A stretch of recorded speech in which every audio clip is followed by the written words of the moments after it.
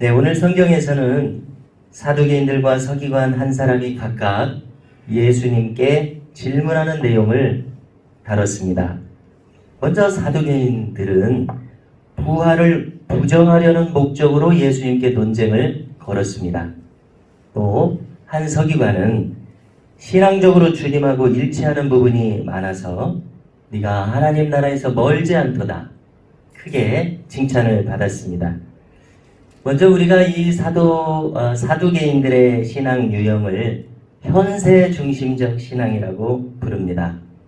내세보다는 현세를 강조하는 유형입니다.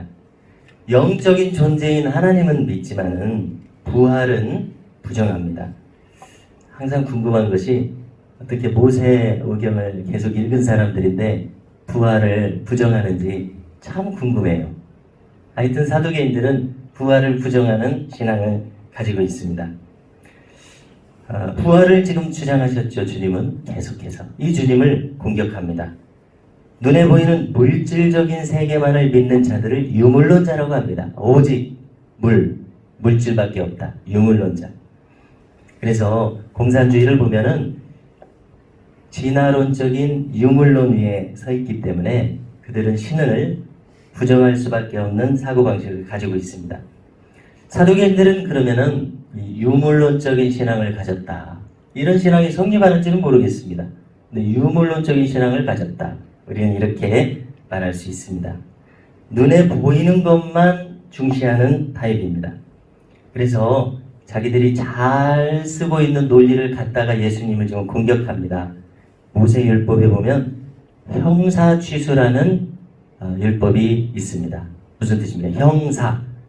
형이 사망을 하면 취수, 동생이 형수님을 취해서 아내로 삼는데 그 이유는 자손을 계승하라고, 상속자를 만들어내기 위해서 그렇게 합니다. 근데 오늘 본문에 보니까 정말 그런 일이 있을 수도 있겠습니다만은 형제가 7명이나 되는데 다 똑같은 방식으로 죽어버렸어요. 근데 나중에는 이 아내도 죽어버렸습니다. 그래서 이제 예수님 부활이 있다고 하셨는데 그러면은 천국에서 다 만나지 않습니까? 그럼 누구 아내가 됩니까? 말이 안 되지 않습니까? 공격하는 것입니다. 부활이 없다. 공격하는 것입니다. 자, 우리 주님은 뭐라고 대답하셨습니까? 24절부터입니다. 자, 제가 읽어보면요. 예수께서 이르시되 너희가 성경도 하나님의 능력도 알지 못함으로 오해함이 아니냐. 사람이 죽은 자 가운데서 살아날 때에는 장가도 안 해가고 시집도 안 해가고 하늘에 있는 천사들과 같으니라. 아멘. 이렇게 설명하셨습니다. 우리가 이런 말도 다 이해하지는 못하지요. 자, 그런데 이해할 수 있는 대로 한번 이해하려고 하는 것입니다. 부활의 첫 열매이신 주님의 몸은 소위 부활체였습니다. 물질 세계의 몸이 아닙니다. 천국이 4차원일지 5차원일지 3차원도 다 포함한 어떤 차원일지 우리는 가봐야 알지 모릅니다. 다만 주님은 천국은 이 생물학적인 생식이 일어나지 않는다 말하십니다. 더 이상의 영혼을 만들어내는 곳이 아닙니다. 영혼이 어떻게 만들어집니까? 물론 우리는 다 알지 못하죠. 그러나 이 지상에서 어린아이가 태어남으로써 만들어지지 않겠냐. 우리는 이렇게까지는 생각할 수가 있죠. 예. 근데 우리가 다 모르니까 한 가지 여지는 들어서 하나님께서는 무한하시니까, 능력이 무한하시니까 천국에서도 영혼을 만들어내실 수도 있죠. 이 정도는 우리가 생각할 수 있습니다. 그런데 주님이 분명히 지금 여기서 알게 하신 것은 더 이상 결혼이 없습니다. 천사들과 같습니다. 다시 말해서 누구의 아내가 되느냐, 이것은 문제가 되지 않는다는 것입니다. 천국에서 아내 이런 거 따지지 않는다는 것입니다. 자, 그러고 보면은 이 사두개인들이 생각하는 사고방식은 이 보이는 물질 세계에 갇혀 있습니다. 자기들은 똑똑하다고 하는데, 자, 우리 시편을 보면 하나님 웃으신다는 표현이 있습니다. 찾아보니까 시편 2편 4절에 보니까 하늘에 계시니가 웃으시며 주께서 그들을 비웃으시리로다. 인간의 어리석음에 대해서 하나님 얼마나 답답하시겠습니까? 어처구니 없는 자들만의 똑똑함입니다. 그래서 우리는 겸허해야 합니다. 인간은 안다고 하면 안 됩니다. 모른다고 해야 됩니다. 주님, 저는 모릅니다. 주님, 저는 죄인입니다. 저를 불쌍히 여겨 주시옵소서. 이런 사람이 천국에 가까운 사람인 줄로 믿습니다. 우리가 그 가톨릭에서 그것을 전유물로 가톨릭만 가지고 있다라고 오해할 수 있는 것 중에 하나가 키리에 일레이슨입니다. 키리에 일레이슨이라고 하면서 키리에는 주님이라는 뜻이고 일레이슨은 불쌍히 여기시옵소서, 자비를 베푸시옵소서. 한 번쯤은 들어보셨을 거예요. 키리에 일레이슨, 주여 자비를 베푸소서. 자, 오늘 우리가 여기까지 따져보니까 우리 사람이 할 수 있는 기도 중에 가장 본질을 꿰뚫는 기도가 아닌가 하는 생각을 저는 평소에 했어요. 우리가 언어가 멈추는 곳에서는 어떻게 기도할지를 알지 못하잖아요. 오늘 우리가 새벽에도 기도하지만 우리가 머릿속에서 생각할 수 있는 온갖 것들을 기도합니다. 나라와 민족을 위해서, 교회를 위해서, 우리 가정을 위해서, 자녀손들을 위해서 기도합니다. 10분, 20분, 1시간 기도하면 우리가 말할 것이 없어요. 하나님 앞에서 말할 것이 없습니다. 그러다가 우리는 어떻게 기도합니까? 주여 주여 탄식하기도 하고 여기 키리에 대해서처럼 주님 불쌍히 여겨 주시옵소서, 자비를 베풀어 주시옵소서. 우리가 할 수 있는 기도가 이런 기도가 아닌가 하는 그런 생각을 해보게 됩니다. 바울도 권면했습니다. 우리가 마음으로 기도하고 또 영으로 기도한다. 우리가 방언으로도 기도하지만은 그 원리는 똑같은 건 아니겠습니까? 주님 자비를 베푸소서. 영으로 기도하는 것이죠. 언어가 멈추는 곳에서 더 깊은 차원의, 다른 차원의 기도를 하게 되는데 이것은 다 어디서 온 것입니까? 주님, 저희들은 모릅니다. 모든 것을 주님께 맡기는 마음에서 우리는 이렇게 겸손하게 나아가야 할 줄로 믿습니다. 우리가 그 다음 장면을 보면은 이제 한 서기관이 나오고 있습니다. 이 서기관 다 이 상황을 보고 있었습니다. 자기가 생각하니까 주님이 답변을 너무나 잘하셨어요. 여기 사두개인들이 그 다음 대사가 안 나오고 있습니다. 주님이 답변 너무 잘하셨어요. 이런 마음으로 나왔습니다. 이 서기관이라고 하는 것은 직업입니다. 우리가 찾아보니까 성경을 필사하던 사람들입니다. 근데 이제 노동자가 일주일에 하루 1데나리온씩 6데나리온을 받죠. 근데 이 서기관들은 12데나리온이나 받았다는 것입니다. 그러니까 노동의 가치가 2배나 돼요. 그러니까 대우를 잘 받았던 것이죠. 근데 이 사람들은 어떤 사람들이냐면 율법학자들입니다. 율법 선생님들입니다. 율법 선생님들은 돈을 안 받게 돼 있었다는 것입니다. 그래서 직업이 있어야 되는데 그 직업이 서기관이라는 것입니다.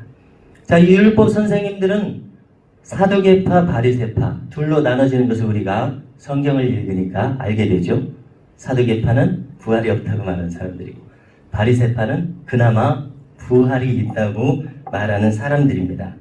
자, 이 서기관은 지금 예수님이 잘하셨다고 생각하는 거 보니까 바리새파일 것으로 생각이 됩니다. 그런 예수님께 지금 물어보러 나왔습니다. 물어보러 나왔는데 오늘 내용을 보니까 몰라서 물어보는 것이 아닙니다. 자기도 다 알고 있으면서도 지금 물어보는 것입니다. 왜 그렇습니까? 확인하려고. 자기가 맞는가 확인하려고. 예수님도 그렇게 생각하는지 한번 확인해 보려고 지금 이렇게 나왔습니다. 그래서 뭐라고 물어봤습니까? 다른 거 다 필요 없고 제일 첫째 되는 계명이 무엇입니까? 이렇게 물어봤습니다. 그러니까 예수님 답하십니다. 30절을 보니까 자, 첫째 계명은 네 마음을 다하고 목숨을 다하고 뜻을 다하고 힘을 다하여 주 너의 하나님을 사랑하라 하신 것이다. 그리고 둘째 계명은 이상하지 않습니까? 제일 되는 계명만 말하면 되는데 왜 또 둘째를 말씀하셔요? 계속 한번 보겠습니다. 똑같은 것이다. 내 이웃을 내 자신과 같이 사랑하라 하신 것이다. 이것보다 더 큰 계명은 없느니라. 자, 이게 무슨 뜻이겠습니까? 첫째 되는 계명을 물었더니 둘째까지 얘기하셔요. 그리고 마지막에는 이거보다 더 큰 계명이 없다고 말씀하셔요. 그건 무슨 뜻이 되는 것입니까?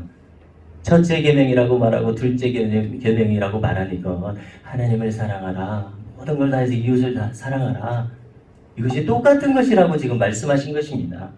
이것이 하나의 계명이고 이것이 가장 큰 계명이다, 이렇게 말씀하신 것 아니겠습니까? 자, 우리가 하나님을 사랑할 것은 기정사실이고, 지금 여기 나를 사랑하고 이웃을 사랑하라 이런 말씀하셨어요. 나같이 이웃을 사랑하라, 이게 제일 큰 계명이다. 그럼 한번 생각을 해볼 필요가 있습니다. 나를 사랑하는 것이 하나님 사랑하는 것만큼 중요하다는 말씀이 되고 있습니다. 한번 생각해 보세요. 나가 없으면은 아무것도 성립할 수가 없죠. 내가 얼마나 귀합니까? 이기적이 되는 문제에 대해서 따지는 것이 아니라, 내가 지옥 가버리면은 무슨 소용이 있습니까? 이 모든 것이. 내가 복받지 못하면은 이 모든 것이 무슨 소용이 있습니까? 내가 복된 인생길을 걸어가지 못하면은 이 모든 것이 다 무슨 소용이 있습니까? 그러니까 마음을 다하고 목숨을 다하고 힘을 다하여, 나중에 지혜를 다하여 하나님을 사랑하는 것이 제일 계명인 것은 우리 신앙이들은 기정사실이지만, 우리가 깨닫지 못하고 있어서 안 될 것은 나를 그렇게 사랑하는 것도 하나님 뜻이라는 것입니다. 내가 잘 못되면 안 되잖아요. 내가 복되게 천국 백성이 돼서 내가 잘 되는 것이 하나님 기뻐하시는 일이라는 것입니다. 그런데 또 내 이웃을 또 내 몸과 같이 사랑하라고 하셨습니다. 여기도 또 똑같습니다. 마음을 다하고 힘을 다하고 목숨을 다하고 뜻을 다하고, 나중에 서기관이 말한 것처럼 지혜를 다해서 내 이웃을 내 몸과 같이 사랑하라. 자, 이게 무슨 말씀입니까? 하나님을 사랑하고 나를 사랑하고 귀히 여기고 이웃도 또 그렇게 생각하는 것이 제일 큰 계명이다, 이런 뜻이 되는 것입니다. 그래서 우리가 이 세상을 살아가면서 억울하게 참으로 억울한 것을 당한 세월호 가족들을 잊을 수가 없는 것입니다. 그들의 당한 어려움을 우리도 아파하기 때문에, 또 군사정권 하에서 억울하게 목숨을 빼앗긴 수많은 사람들을 우리가 못 본 채 할 수가 없는 것입니다. 그들의 아픔을 우리도 아파하기 때문에 그렇습니다. 이것이 바로 하나님께서, 예수님께서 제일 되는 계명이라고 말씀하신 것입니다. 그래서 여기서 이제 사도계인이 이 예수님의 말씀에 대해서 마지막으로 한마디를 거들고 오늘 말씀이 끝나게 됩니다. 맞습니다, 선생님. 마음과 지혜와 힘을 다해서 하나님과 이웃과 자신을 사랑하는 것이 최고의 계명입니다. 여기서 덧붙입니다. 통째로 지금 성전 제단에 나가서 번제물을 통째로 바치는 것보다, 또 여러 가지 속죄제물, 속건제물, 이 제물을 통째로 바꾸는 것보다, 오늘날 우리말로 해서 우리가 예배에 충실하고 예배를 잘 드리는 것보다 실제로 하나님과 나와 이웃을 사랑하는 것이 더 중요한 것입니다. 이렇게 말씀을 예수님께 드린 것입니다. 그러니 예수님 뭐라고 대답하셨습니까? 아주 기뻐하시는 거죠. 네가 하나님 나라에서 멀지 않도다. 무슨 말씀입니까? 멀지 않도다. 무슨 말씀이죠? 가깝도다. 멀지 않으니까 가깝죠. 네가 하나님 나라에서 가깝도다. 할렐루야. 우리도 오늘 주님 말씀하신 이 뜻을 잘 헤아려서 하나님 나라에 가까운 삶을 살 수 있기를 주님의 이름으로 축원합니다.